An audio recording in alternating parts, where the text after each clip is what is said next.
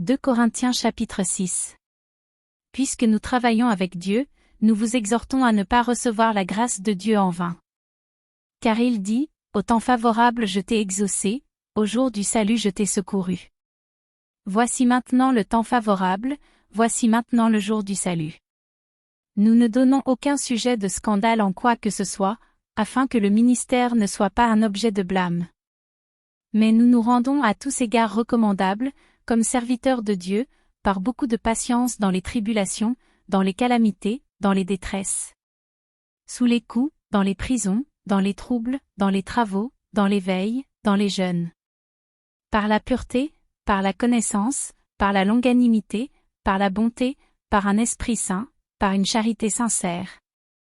Par la parole de vérité, par la puissance de Dieu, par les armes offensives et défensives de la justice.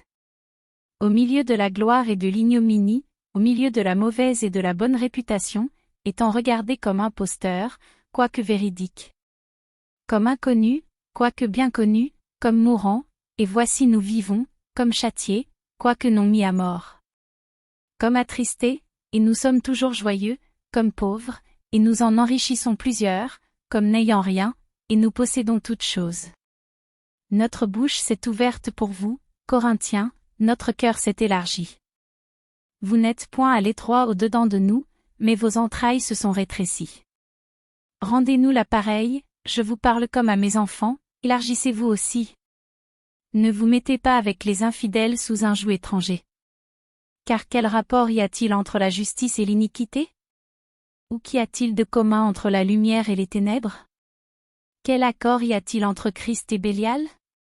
Ou quelle part a le fidèle avec l'infidèle? Quel rapport y a-t-il entre le temple de Dieu et les idoles? Car nous sommes le temple du Dieu vivant, comme Dieu l'a dit, j'habiterai et je marcherai au milieu d'eux, je serai leur Dieu, et ils seront mon peuple. C'est pourquoi, sortez du milieu d'eux, et séparez-vous, dit le Seigneur, ne touchez pas à ce qui est impur, et je vous accueillerai. Je serai pour vous un père, et vous serez pour moi des fils et des filles, dit le Seigneur Tout-Puissant.